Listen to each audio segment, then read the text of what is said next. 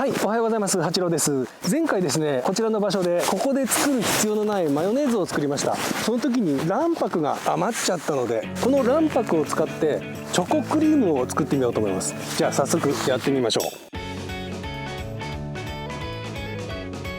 チョコクリームの作り方はですね、マヨネーズに比べて比較的簡単です。秒で終わります。まず卵白1個分ですね。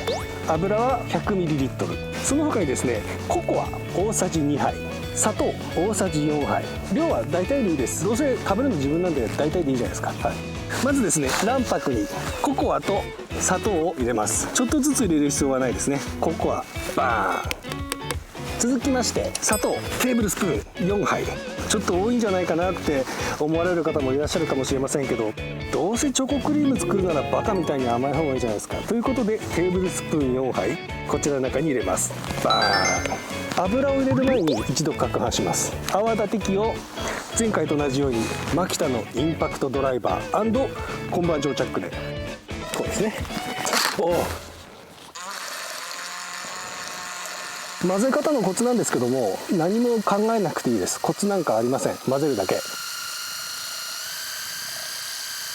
これ泡立て器の部分が丸いので、容器のへりにココアパウダーがちょっと残っちゃってるんですよね。ちゃんと混ぜたいのでスプーンを使ってですね、容器のへりに残っちゃったココアをですね、容器ごと回転しちゃうので、その回転すら利用しようっていう腹でございます。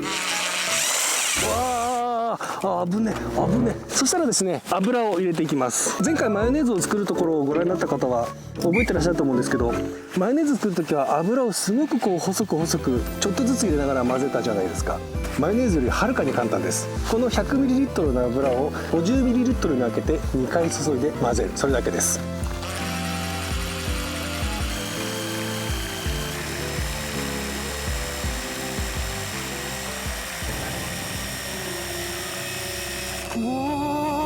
危ねえ。残りの油を入れます。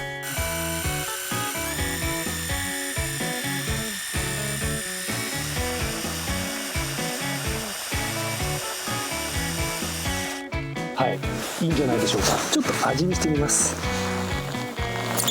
チョコクリームです。寒い冬のお外で作るチョコクリームの完成です。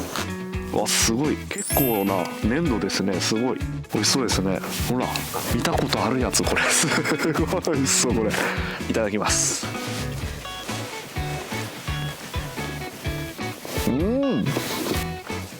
チョコクリームですね。不思議と甘ったるさはあんまり感じないですね。なんかココアパウダーを使ってるから、ちょっとこうビターな感じがあって食べやすいです。美味しいなこれ。まあ来た。本来はそのネジ埋め込んだりだとか穴を開けたりとかって言うんですけども、これチョコソースもマヨネーズも作れちゃうんだっていうから、すごいですよね。結構簡単な具材でできるっていうところなんで、マヨネーズ作ってみようかなうちでっつって、どうしても卵白が余ってしまう。そうだ、八郎さんチョコクリーム作ってたじゃん。マヨネーズとチョコクリームはもうセットで作ってみるべきだと思うんですね。結構大量にできるんですよ。チョコクリーム結構大量にできちゃうんで、これ蓋がないとですね、雪山このね寒い中をねさまようことになってしまうので、もちろん雪山の中で全部食べるのは止めませんから、皆さん必ずねこの蓋と一緒にですね持ってきていただいて、雪山で皆さんもぜひともですねチョコクリームを作ってみてはいかがかなと思いますね。なんか最初八郎くん秒でできるって言ってましたよね。チョコクリームね、簡単です。秒で終わります。秒どころかなんか分かかってると思うんですよね。10秒とか5秒とか、はたまた1秒とか検証するそうなので、皆さんお楽しみに。